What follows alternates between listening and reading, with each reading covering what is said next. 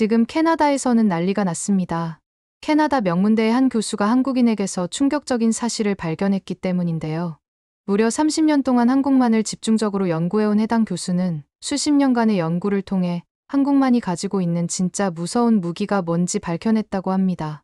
더욱 놀라운 건 한국인이라면 태어날 때부터 누구나 가지고 있는 이 무기의 정체를 정작 전 세계에서 유일하게 한국인만 모르고 있다는 사실인데요. 해당 교수는 한국인이라면 이 사실을 반드시 알아야만 하고 이를 절대로 잊으면 안 된다며 강력하게 주장하고 있습니다. 그렇다면 이 교수가 발견한 것의 정체가 대체 뭔지 함께 알아보러 가실까요?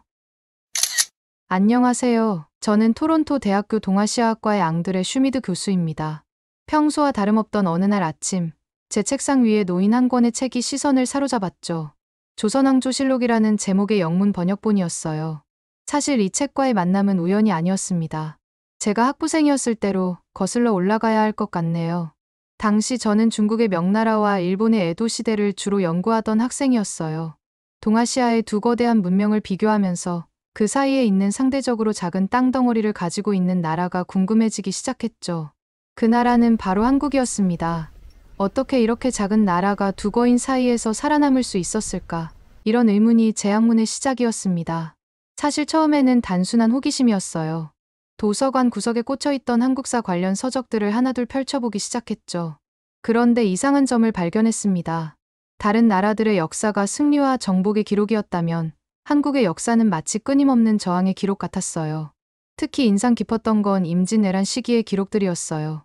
한 나라의 백성들이 어떻게 그토록 강력한 침략자들에 맞서 싸울 수 있었는지, 그 힘의 원천이 무엇인지 궁금했습니다. 그렇게 관심이 깊어지면서 점점 더 많은 의문이 생겼어요. 책에는 나오지 않는 이야기들이 분명 있을 거라는 생각이 들었죠.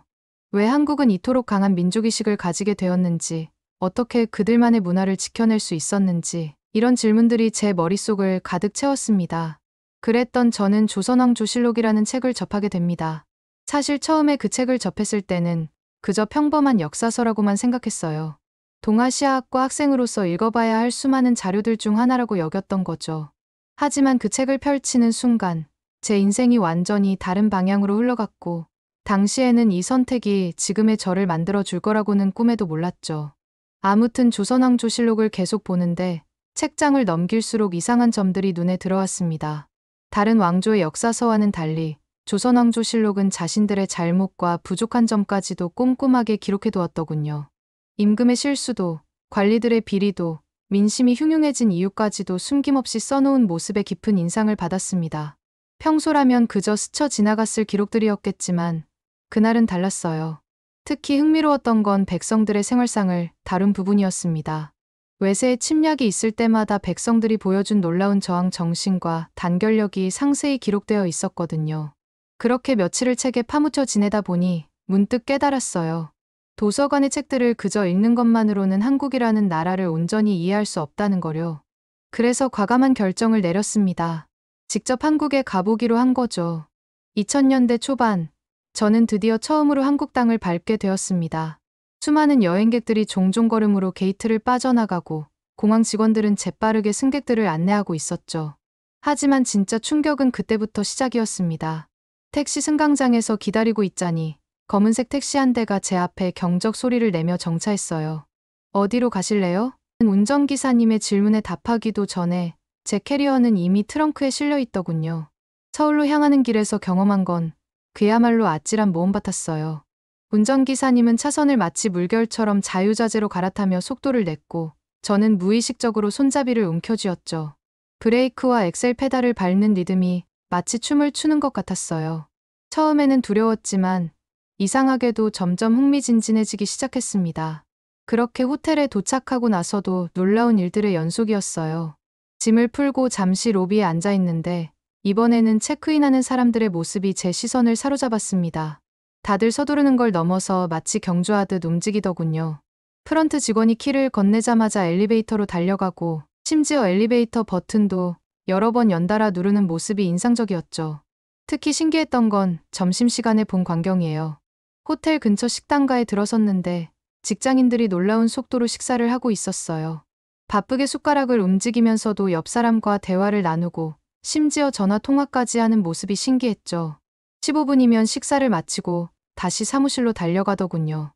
당시에는 이런 모습들이 그저 이해하기 힘든 문화처럼 보였어요. 왜 이렇게들 서두르지? 라는 생각뿐이었죠. 이렇게 처음 마주하게 되었던 한국에서의 첫 달은 정말 눈을 뗄 수 없는 시간이었어요.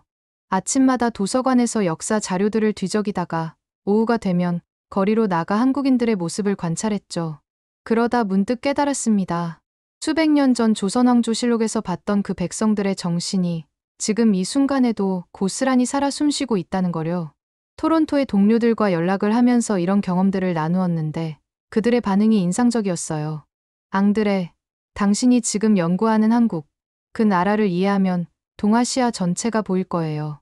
처음에는 그저 격려의 말로만 들렸지만 지금 생각해보면 그들이 정확히 맞았어요. 이후에 저는 한국에 대해 찾아보면서 충격적인 기록들을 볼 수 있었거든요. 첫 번째로 제가 발견한 충격적인 기록들 중 하나는 몽골 제국의 비밀 문서에 대한 내용이었는데요. 유라시아를 휩쓸던 몽골 제국의 진짜 속내가 담긴 문서였죠. 사실 처음 그 문서를 봤을 때 저는 제 눈을 의심했어요. 세계 최강대국 몽골이 정작 고려 앞에서는 엄청나게 고생한 흔적들이 보였거든요. 간단히 말씀드리면 1231년부터 28년이라는 긴 세월 동안 무려 7차례나 침공을 했는데도 고려를 완전히 지배하지 못했다는 내용이었죠. 당시 몽골군 지휘관들의 보고서를 보면 답답함이 묻어났어요. 다른 나라들은 대부분 한두 번의 침공에 항복했는데 이 작은 나라는 도저히 무너뜨릴 수 없다는 거였죠. 특히 고려의 항전 방식이 특이했어요. 수도를 강화도로 옮기고 몽골군이 지나갈 길목의 물자를 모두 없애버리는 초토화 작전을 펼쳤더군요. 몽골군이 쳐들어오면 잠시 피했다가 그들이 물러가면 다시 모여서 저항하는 끈질긴 전술이었습니다. 심지어 몽골 제국의 기밀 문서에는 이런 기록도 있었어요. 고려인들은 다른 나라처럼 순순히 항복하지 않고 끝까지 저항한다. 이들을 점령하는 데 너무 많은 비용이 든다라는 내용이었죠. 세계를 제패한 몽골조차 이 작은 나라 앞에서는 한숨을 쉬어야 했던 겁니다. 하지만 이 기록들을 찾아볼 당시만 해도 이런 기록들이 후에 어떤 의미를 가질지 생각지도 못했습니다. 지금 돌이켜 생각해보면 이때부터 이미 한국인들의 특별한 DNA가 보이는 거였는데 말이에요. 위기가 올수록 더 단단해지고 압박이 심할수록 더 끈질겨지는 이런 정신이 현대 한국의 놀라운 성장을 이끈 힘이 되었다는 걸 그땐 미처 알지 못했죠. 몽골의 기록을 읽고 나서 저는 또 다른 충격적인 문서를 발견했어요. 바로 임진왜란 당시 일본 장수들의 비밀 일기였죠. 1592년 20만의 대군을 이끌고 조선을 침략한 도요토미 히데요시. 그는 한 달이면 조선을, 석 달이면 명나라까지 정복할 수 있다고 호언장담했다고 해요. 처음에는 당연히 도요토미 히데요시의 말처럼 될 것 같았어요. 부산에 상륙한 일본군이 파죽지세로 한양까지 밀고 올라왔다고 하니까요. 하지만 일본군들은 바다에서 그들을 기다리고 있는 운명의 저주를 몰랐던 모양입니다. 왜냐하면 이순신이라는 이름이 처음 일본군 기록에 등장했을 때 그들은 그저 조선의 한수군 장수라고만 썼더라고요. 하지만 며칠 뒤부터 일기의 톤이 완전히 달라져요. 그도 그럴 것이 여러분들도 다들 잘 알고 계실 거북선이라는 특이한 전함을 만들어 엄청난 수의 일본 수군을 무찔렀잖아요. 그리고 이때 당시의 당혹감은 기록에도 고스란히 드러납니다. 도대체 이게 무슨 배인가? 아군의 화살이 통하지 않는 거북 모양의 괴물 같은 배다. 이순신이라는 자가 이끄는 함대가 우리 보급선을 또 침몰시켰다. 이러다가는 전군이 굶어 죽을 판이다. 특히 놀라웠던 건 육지에서는 일반 백성들까지 나서서 의병을 조직했다는 거예요. 농민들이 쟁기를 던지고 무기를 들었고 부녀자들은 굴량미를 나르고 심지어 스님들까지 전투에 참여했다고 합니다. 절대로 가만히 당하고만 있지 않았던 거죠. 결국 이런 한국인들의 저항 앞에 7년 만에 일본군은 철수할 수밖에 없었습니다. 이 기록들은 단순한 패전의 기록이 아니었습니다. 400년이 지난 지금의 한국을 이해하는 중요한 열쇠가 여기 있었던 거죠. 위기가 닥칠 때마다 하나로 뭉치고 불가능해 보이는 상황에서도 새로운 길을 찾아내는 한국인들은 이미 그때 완성되어 있었던 겁니다. 지금 한국이 세계 시장에서 불가능을 가능으로 만드는 것도 언제나 새로운 혁신을 이뤄내는 것도 어쩌면 당연한지도 모르겠어요. 이순신 장군이 거북선으로 전세를 뒤집고 백성들이 하나가 되어 저항했던 그 정신이 지금도 이 나라 사람들의 피 속에 흐르고 있으니까요. 하지만 이 와중에 가슴 아픈 기록들도 있었는데요. 당시에 발견한 일제강점기 자료들은 보면 볼수록 너무 속상해서 보기가 힘들 정도였습니다. 1910년 이후의 기록들을 읽다 보면 그 시대를 살았던 한국인들의 숨소리가 들리는 것만 같았거든요. 한국인들은 자신들의 언어와 문화를 빼앗기고 독립운동가들은 끌려가서 끔찍한 일들을 당했죠. 하지만 놀라웠던 건 이런 극심한 탄압 속에서도 한국인들은 결코 굴복하지 않았다는 점이었습니다. 특히 1919년 3월의 기록들은 정말 지금도 그 문서들을 떠올리면 목이 메어옵니다. 학생, 농민, 종교인은 물론 평범한 시장 상인들까지 거리로 나와 독립을 외쳤죠. 일본 경찰의 실탄 발포에도 불구하고 손에는 무기 대신 태극기만 들고 끝까지 저항했다는 기록을 보며 당시의 한국인들이 얼마나 처절한 심정이었을지 상상조차 되질 않았습니다. 하지만 이런 절망스러운 상황에서도 한국인들은 절대로 포기하지 않았는데요. 일본이 어떻게든 한글을 없애려고 극심한 탄압을 가하며 학교에서 한글 사용을 금지하고 이름까지 강제로 바꾸게 만들자 한국인들은 산속에 들어가 한글을 가르치고 비밀리에 한글 학교까지도 운영했죠. 신문을 압수하면 어디에선가 독립신문을 만들어 배포했고요. 당시 다이쇼 천황에게 올라간 보고서만 보더라도 일본 측에서 얼마나 큰 심리적 압박을 받고 있었는지 알 수 있었습니다. 대략적인 내용을 말씀드리면 이렇습니다. 조선인들의 저항이 멈출 기미를 보이지 않고 경제적 수탈을 중심으로 했던 통치 전략은 이제 한계에 이르렀다. 3.1운동 이후 우리는 억압을 더욱 강화하지 않고서는 조선을 통제할 수 없다. 하지만 탄압이 거세질수록 그들의 저항 또한 강해지고 있다. 이대로 가다가는 총독부의 통치 기반 자체가 흔들릴지도 모른다. 조선인들의 의지는 마치 불길과도 같아 일본에서 조선인들을 억누를수록 조선인들은 오히려 더 뜨겁게 타오른다는 식의 내용이었죠. 개인적으로 당시 안중근 의사가 이토 히로부미를 하얼빈역에서 저격하는데 성공했던 기록을 확인할 때에는 한국인도 아닌 제가 괜히 벅차오르기도 했습니다. 실제로 해당 사건은 최근에 하얼빈이라는 영화로도 만들어졌으니 관심 있는 분들은 한번 보셔도 좋을 것 같네요. 아무튼 이때의 기록을 확인하면서 전 확실히 깨달은 한 가지가 있는데요. 바로 일본이 가장 두려워했던 건 단순히 한국인들이 사용하는 무기들이 아니었다는 겁니다. 그들을 진정으로 두렵게 했던 건 누르면 누를수록 오히려 더 튀어올라버리는 한국인 특유의 끊임없는 집념이었죠. 그리고 당시에 저를 충격에 빠뜨린 한 가지 사건이 있었는데요. 그건 바로 우연히 인도와 동남아시아의 식민지 역사를 연구하던 한 동료의 자료를 보게 되었을 때였습니다. 인도는 영국의 식민 지배로 인해 자신들의 전통 언어와 문화가 거의 사라져버렸고 영어가 주류가 되어버렸더군요. 전통 의상과 건축 양식도 대부분 유럽식으로 바뀌었고요. 베트남의 경우는 더 심각했어요. 프랑스의 지배를 받으면서 전통 문자가 완전히 사라져버렸고 건축과 음식 문화까지 변해버렸죠.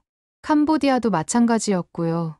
사실 이렇게 지배를 받았던 나라들이 자신들의 문화를 잃어버리는 게 이해가 안 되는 건 아니었습니다. 나라를 통째로 뺏긴 셈이었을 테니까요. 하지만 중요한 건 그런 와중에도 한국만큼은 달랐다는 겁니다. 35년간의 극심한 탄압 속에서도 자신들의 말과 글, 문화를 보란듯이 지켜냈거든요. 그런데 이렇게 외세의 침략을 받으면서도 자신들의 문화를 지켜낸 한국과는 정반대의 역사를 지니고 있는 나라가 바로 옆에 있었는데요. 그건 바로 중국이었습니다. 문화대혁명 당시, 그러니까 1966년부터 10년 동안 중국은 자신들의 손으로 수천 년간 이어온 문화유산을 파괴해버렸죠. 낡은 것들을 부숴버리고 새로운 세상을 만들자는 명목을 내세우면서 말이에요. 중국의 철학을 이루는 근간이라고 인정받는 공자의 무덤을 파헤치는 걸 시작으로 불상을 부수고 고대 문헌들을 불태워버렸습니다. 전 이때부터 중국이 문화대혁명을 계기로 모든 분야에서 수천 년 전 수준으로 퇴보했다는 생각을 하게 되었고, 아니나 다를까 몇 년 전 중국 베이징 대학에서 열린 학술회의에 참석했을 때 이런 생각을 저만 하는 게 아니라는 걸 알 수 있었습니다. 중국 학자들과 몇 마디 대화를 나눴는데 그때 한 학자가 우리가 한국처럼 전통을 지켜냈다면 지금쯤 얼마나 풍부한 문화유산을 가지고 있었을까요? 라고 말했거든요. 그렇게 말하는 중국 학자의 눈에는 한국에 대한 부러움이 진심으로 담겨 있었습니다. 그뿐만 아니라 한국에 대한 중국의 질투심 역시 느낄 수 있는 사건들이 있었는데요.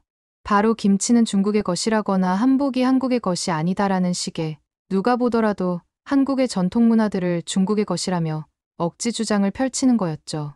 이런 모든 억지 주장들이 스스로의 손으로 무너뜨린 자신들의 전통을 바로 옆에 위치한 한국은 끝까지 지켜냈다는 현실에 대한 부러움이자 열등감의 표현이었던 겁니다. 특히 중국의 한 외신 전문가와 나눈 대화가 아직도 생생해요. 그는 한국의 문화적 정체성이 너무나 선명해서 오히려 그게 우리를 불편하게 만든다고 털어놓더군요. 정말 놀라운 건 한국인들은 이렇게 자신들의 문화를 단순히 지켜낸 것에 그치지 않았다는 점이에요. 최근 들어 한복이 세계적인 패션 트렌드로 떠오르고 있잖아요. 파리, 밀라노, 뉴욕의 패션쇼에서 한복의 미학을 재해석한 작품들이 선보여지고 있어요. 심지어 보그나 엘르 같은 세계적인 패션 매거진에서도 한복의 현대적 해석을 문화적 정체성에 세련된 진화라고 극찬하더군요. 그뿐만 아니라 제가 본 한국인들의 특징은 외국의 것을 들여와 한국식으로 재해석하는 능력도 대단하다는 겁니다. 치킨만 봐도 알 수 있죠. 미국에서 건너온 치킨을 한국만의 방식으로 바꿔 이제는 K치킨이라는 새로운 문화를 만들어냈잖아요. CNN에서도 한국은 치킨마저 자신들만의 방식으로 재창조했다며 놀라워했죠. 최근에는 오징어 게임이라는 드라마를 통해 또 한 번 세계를 놀라게 했어요. 어린 시절 놀이터에서 하던 무궁화 꽃이 피었습니다와 같은 전통 놀이를 현대적으로 재해석해서 전 세계인들의 마음을 사로잡았죠. 이때 저도 봤었는데 어떻게 이렇게 자신들의 전통 놀이를 현대적인 요소에 자연스럽게 어울리도록 만드는 건지 감탄밖에 나오질 않았습니다. 여러분은 혹시 한국의 저력이 단순히 문화적인 면에서만 끝나지 않는다는 것을 알고 계신가요? 한국의 역사와 사회를 깊이 들여다보면서 저는 한국인의 저력에 놀라지 않을 수는 없었는데요. 한국전쟁을 직접 겪으신 분들이 이 글을 보실지는 모르겠지만 1950년대 한국전쟁 직후의 모습을 담은 사진들을 보면서 충격을 받을 수밖에 없었답니다. 폐허로 변한 도시들, 무너진 건물들, 굶주린 사람들의 모습이 가득한 사진들 말이에요. 당시 연합군 총사령관이었던 메가더 장군도 이런 한국의 모습을 보면서 이 나라가 재건되려면 최소한 100년은 걸릴 것이라고 했죠. 저도 당시 한국의 사진을 볼 때마다 그 말이 과장이 아니라고 생각해요. 하지만 여러분들도 아시다시피 한국은 그때 당시 메가더 장군의 예측을 비웃기라도 하듯 엄청난 성장을 이뤄냈죠. 이런 성장의 비결이 궁금했던 저는 전쟁 직후의 한 흑백 사진에서 그 정답을 찾을 수 있었는데요. 무너진 건물 잔해 속에서 주민들이 모여 학교를 세우는 모습이었죠. 모든 것이 부족한 전쟁 직후의 상황에서 미래 세대의 교육을 우선시했다는 것은 정말 놀라운 일이었습니다. 실제로 통계를 보니 더욱 놀라웠습니다. 전쟁 직후 한국의 문맹률이 78%였는데 불과 20년 만에 그것이 10% 미만으로 떨어졌더군요. 극심한 가난 속에서도 교육에 대한 열정만큼은 식지 않았던 것입니다. 이렇듯 교육에 대한 열정으로 전쟁의 폐허 속에서도 빠른 재건을 이뤄낸 한국은 1997년에 또 한 번의 큰 위기에 직면했습니다. 바로 IMF 외환위기였습니다. 이때 당시에도 해외 경제 전문가들은 한국이 회복하는데 최소 20-30년이 걸릴 것이라고 예측했어요. 월스트리트 저널의 사설을 보며 많은 사람들이 한숨을 내쉬었습니다. 하지만 IMF 당시 해외 언론들이 인터뷰한 한국의 한 교육 전문가는 한국인들은 집을 팔아서라도 자녀 교육은 포기하지 않는다고 했고 실제로 한국인들의 교육에 대한 열정은 전혀 사그라들지 않았습니다. 하지만 한국이 전 세계에서 가장 빠른 속도로 IMF 외환위기를 극복할 수 있었던 비결은 정작 따로 있었는데요. 전국 각지에서 시민들이 자발적으로 금을 들고 나오기 시작한 것입니다. 결혼반지, 돌반지, 심지어 금메달까지 내놓으며 나라가 어려우니 돕겠다고 모두가 한 마음으로 행동에 나섰죠. 외국 언론들은 이런 광경을 보고 도저히 믿을 수 없는 일이라며 연일 특집 기사를 내보냈습니다. 당시에 기사를 보면서 놀랐던 기억이 아직도 생생히 나네요. IMF 위기를 극복하고 몇 년 후인 2002년에는 한일 월드컵이 열렸습니다. 그때 거리는 온통 붉은색으로 물들었죠. 처음에는 단순한 응원 문화라고만 생각했지만 시간이 지날수록 이 행사가 단순한 스포츠 이벤트가 아니라는 것을 깨닫게 되었습니다. 정치적 성향이나 세대 차이, 빈부격차를 뛰어넘는 놀라운 단합력을 보여준 순간이었으니까요. 하지만 한국의 도전은 여기서 끝나지 않았는데요. 2007년에는 또 다른 위기가 찾아왔습니다. 태안 앞바다에서 일어난 기름 유출 사고였죠. 처음 소식을 들었을 때는 상황이 매우 심각했습니다. 전 세계의 생태학자들이 한 목소리로 최소 20년은 걸릴 것이라고 했던 기억이 납니다. 심지어 영국의 한 해양 생태학자는 50년이 지나도 완전한 회복은 어려울 것이라고까지 했습니다. 그러나 그때 일어난 일은 정말 놀라운 장면이었습니다. 전국 각지에서 자원봉사자들이 모여들기 시작했어요. 추운 겨울 바닷가에 맨손으로 나와 기름을 퍼내고 바위를 손수 닦아내는 모습은 감동 그 자체였습니다. 70대 할머니부터 10대 학생까지 말 그대로 전 국민이 자발적으로 참여했죠. 특히 인상 깊었던 것은 한 시민단체 활동가의 말이었습니다. IMF 때도 전 국민이 함께 위기를 극복했으니 이번에도 전 국민이 함께 위기를 극복할 수 있다고 호언장담하더군요. 이미 전 국민이 함께라면 이겨내지 못할 위기가 없다는 자신감이 고스란히 담겨 있었습니다. 그리고 저는 이 말이 그저 말뿐인 허세가 아니라는 사실을 실제 통계를 통해 알 수 있었는데요.